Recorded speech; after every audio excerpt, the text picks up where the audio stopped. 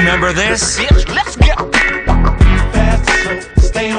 It's back this season on CNT.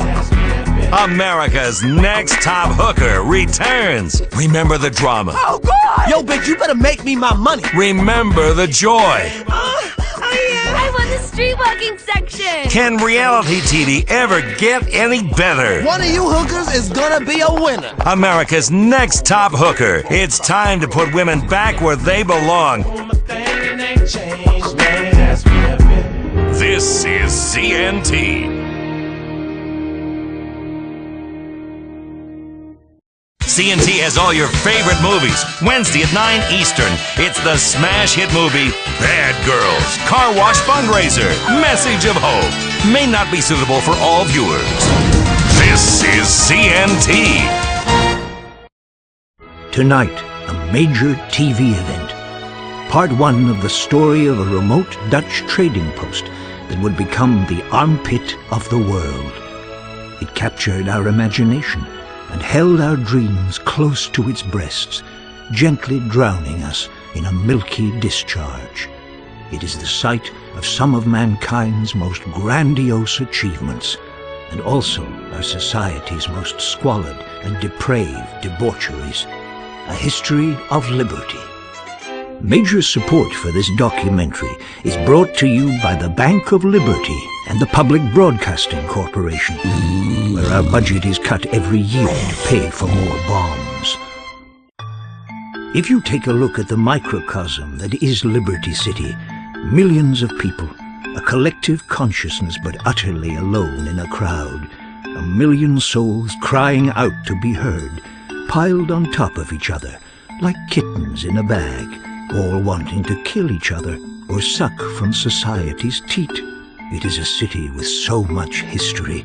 It is the history of the modern world, particularly for people who can't use a map, and like sweeping generalizations, a history of decadence, a history of corruption, a history of liberty.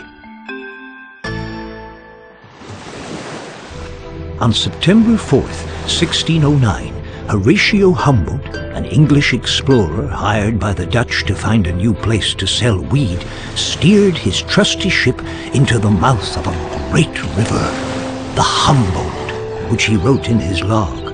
"It is a strange and fortuitous coincidence that lush future site of commerce coincidentally shares the same name as me, for the locals call it the Humboldt. Honestly." That being said, looking through contemporary journals, even then the Humboldt River was a polluted mess. The Chickasaw Indians would shit and piss right in the river. It wasn't safe to swim in. With that knowledge, it makes it much easier to ignore the awful genocide and epic larceny our forefathers committed and talk about big ideas in grandiose terms and hope we get book deals. Horatio Humboldt had stumbled into the natural harbor that would become the greatest sociological experiment the world had ever seen, to determine if all the people in the world could live together in a single place. The answer is, of course, no. Liberty City was founded by the Dutch, and all the Dutch cared about was appearing to be purveyors of liberal values. But all they really cared about was pimping women and getting high. They were, in effect, well, I guess the first rappers. They wanted to find a place where they could party and kill people. Knowing this, it does make the act of highway robbery that our forefathers committed with regards to the Dutch a lot easier to forget, and we simply mask it in patriotic foundation myths.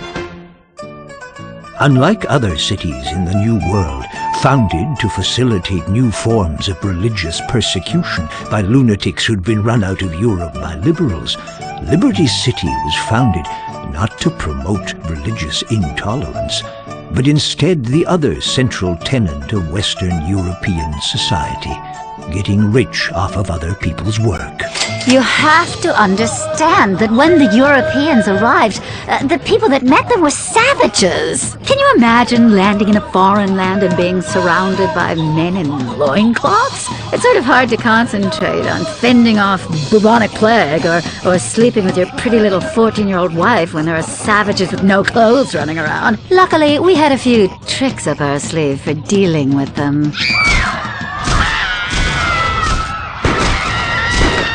When Liberty City was founded at the beginning of the modern age, it quickly expanded its ego and learned to hate everyone else. Cities that were 3,000 years old couldn't hold a candle to the undisputed, self-appointed capital of the world. Oh, the maps were really, really shitty back then. I mean, I don't know if it was the drink or the scurvy or the raging syphilis passed about by the town bike, but look at this map! It's like a Spaniard with polio painted it. It's one of the reasons people took so long to get anywhere. I mean, the shitty maps. The other reason was the savages. Advertisements were sent back to Europe, promising settlers a new life in a new city that had 24-hour convenience stores, roller coasters, and the entertainment of a nightly hanging at the gallows. All the things civilization had brought to bear on this land. All of Europe wanted to come see what freedom was really like. When they arrived, they were aghast at America's new pastime, watching animals fuck and betting on it. Yes, well, this truly was the city of the future. Word spread, so did the settlement. They chose the slender island in the bay, which they called Algonquin, after the old Indian word Algon-ku-win, thought by some to mean place for condo skyscraper, and by others as island to catch an STD. In 1625, right after the colony was founded, the first ship of slaves arrived to give the hard-working, morally upstanding, non-hypocritical Americans newly free from the tyranny of Europe time to focus on important things in life, like yelling at their women for buying too much shit in the strip mall. The new economy was a boom. It was very different from failed Jamestown, where a bunch of incest-loving cannibals consumed each other in an orgiastic fury of self-important nonsense, although the exact nature of the differences escapes me just at the moment. But regardless, Liberty City gave the white settlers plenty of time to focus on the important things, like getting laid. The slave craze was huge. It was like waiting for a new iFruit phone to come out. People would line up at the docks and wait in line for days to own their very own person, and then put them online for a higher price. Some dissenters wondered about the moral consequences of a nation founded on genocide, slavery, and theft, but they were quickly imprisoned as being unpatriotic by proto-chicken hawks. Of course, we have very different values now. That year, all the local indigenous tribes were brought together and paid for what would be the greatest real estate deal in the history of the world. 14,000 acres of prime downtown real estate for some spare change, a porno magazine, and front row tickets for a game of cricket. Cricket is the most boring game ever. What do the British know about sports? They're all gay. The Dutch had a land of plenty. They traded beaver skins, a 17th century version of wife swapping, and partied late into the night. But founding a country on getting shit-faced and working slaves was trouble from the start. It hadn't worked for the Greeks, and it wouldn't work for the Dutch. 4,000 miles from home and no internet connection to read up on soccer scores, the populace became disenchanted, and the colony's deep-seated racism and love of 24-hour shopping would begin to prove to be its undoing.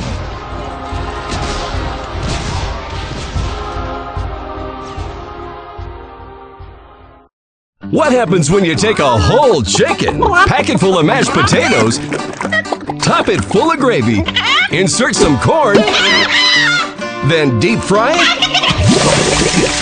You've got yourself a meal! The all-new stuffed Pollo Toto Frito, now at Cluck and Bell. The meal in one just got massive. Cluck and Bell. Liberty City, you don't need money to drive away at Sully's. How about the Farachi? Here's a fine racing machine for you. There's been a lot of special moments in this beauty. So special, there was an Amber Alert issued. They never found her, but it's yours for $7,999. Enjoy the power of the open road today. Oh boy, Sully's got a nice one for you here. The Emperor.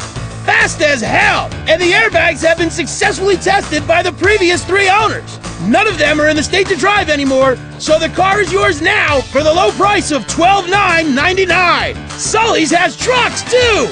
The EXT! Nothing makes you feel manly like driving a truck covered in another man's blood. It's got dark upholstery that doesn't show stains. It's a forensics dream. We call it the Science of Crime Special. Only $10,499. Head down to Sully's Automart right now. These and other bargains are going fast. Remember, Sully says it's pre-owned. It's not used.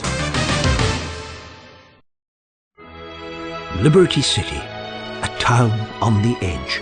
A town at the daybreak of dawn, a city at the gate of the universe, a city at the limit of metaphor, deep into the point where hyperbole becomes gibberish. The gateway to the new world was also a terrifying den of iniquity, and the campaign to clean up Liberty City and shut down the comatoriums began almost as soon as the city was founded. What most people don't know, but what I discovered through extensive reenactments, purely for research of course, was that in the comatoriums they used pig fat as lubrication, which in many ways is far superior to modern-day petroleum jelly. Another thing worth bearing in mind is that in the spring of 1647, the East India Trading Company hired a cross-dressing director-general for New Rotterdam named Gloria Hole. He had lost his right leg in an unfortunate industrial accident while preaching the good word to some savages by, blowing them up with a cannon, which backfired. Puritanical and self-righteous, he had orders to return civility and productivity to the colony. Within weeks, he had banned drinking, smoking, fornicating with Indians, Texas Hold'em, missing church, anal beads, laughter, and imposed strict fines for male camel toe and whistling in public. It wasn't well received. The city was burned to the ground.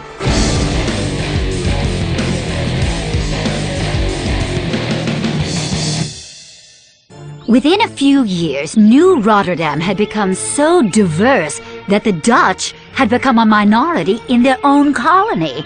Then, just like today, nobody paid attention to the Dutch and only passed through to get stoned or screw a hooker while pretending that they were going there to look at the depressing paintings and smelly stagnant waterways and wooden shoes. Diversity was troubling, and with diversity comes chaos, as we know to our peril today. Nietzsche said that, and he was so clever he ended up in a lunatic asylum. Then, leaders began to fear the worst. They were totally petrified of the Jews showing up. Taxes were reduced so everyone could afford their own firearm, and a pattern for the country was now set in stone. Ignorant, scared xenophobes armed to the teeth trying to protect their borders.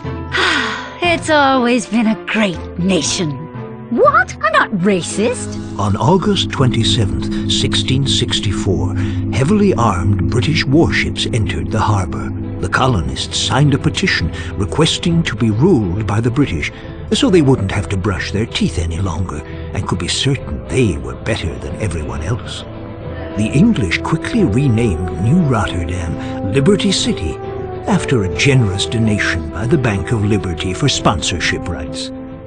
Every single place the British population went, the invisible hand of God prepared a space for them by, conveniently destroying and eradicating the native population.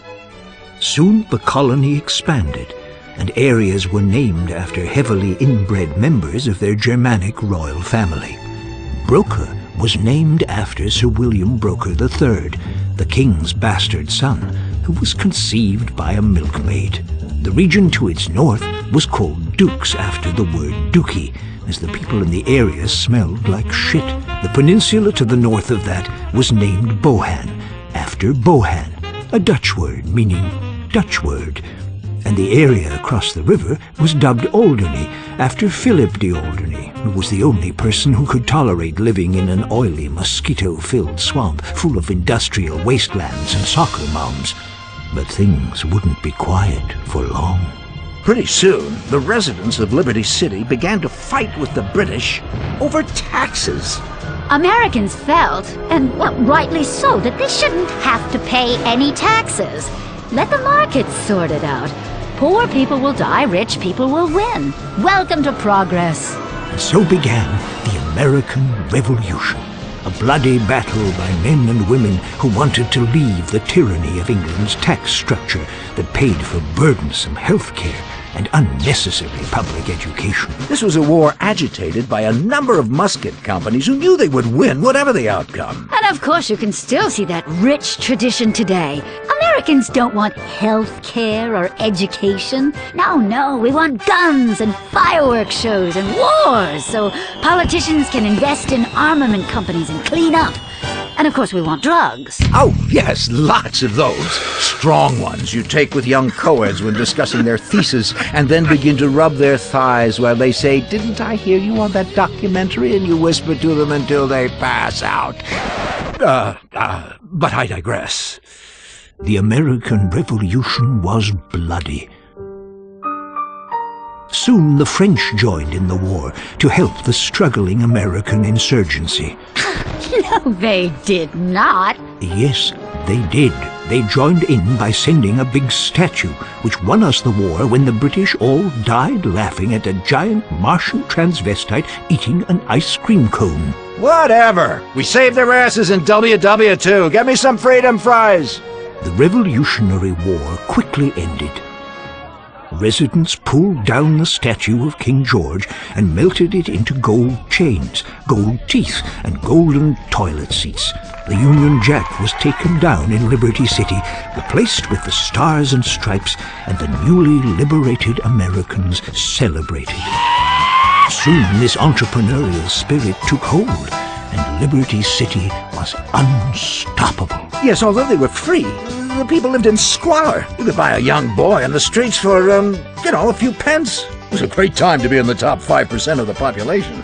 It was a great time to be white. Yes, but soon meddlers like Alexander Hamilton and Thomas Jefferson came in to change the successful agrarian-based slave economy to one of excessive service fees for concert tickets and huge turnpike tolls.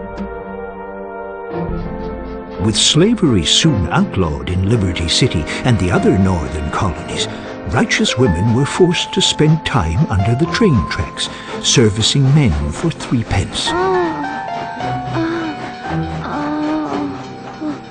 You could get your knob slobbed for less than the price of a donut. It was a nation on the up. The politicians were having a field day. You couldn't get them to vote because they were all out having their knobs slobbed. To keep the country moving forward, the capital of the nation was moved from Liberty City to a malaria swamp on the banks of the Potomac, miles to the south.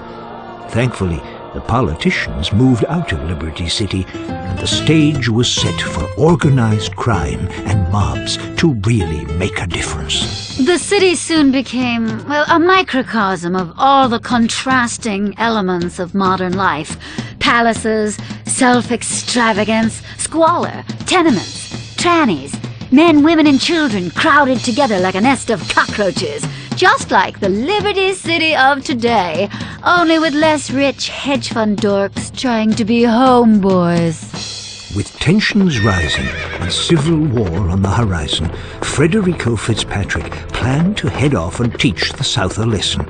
But before doing so, continued his great project to bring calm and civilization to all.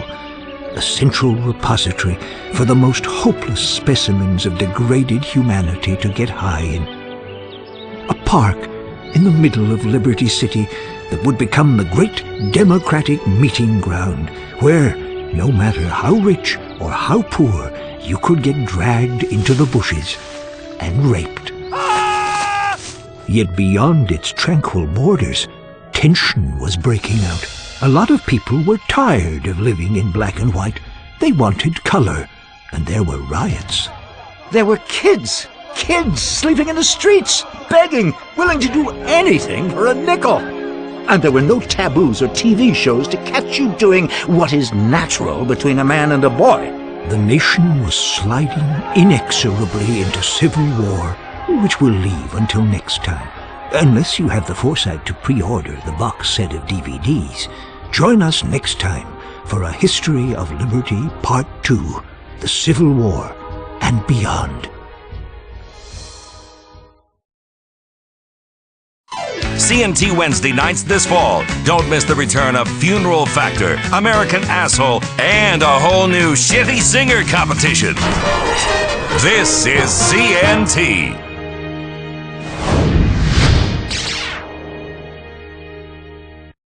My name is Brian O'Toole. As a kid, I always wanted to make a difference in my community, and I didn't read so good. Most careers were closed to me. That's why I joined the LCPD. Now I'm on the front lines, helping tourists and fighting terrorists. I rifle through people's bags on the subway to protect freedom. I arrest protesters at political conventions for straying outside the free speech zone. We vigorously enforce the open container law and aggressively protect the environment.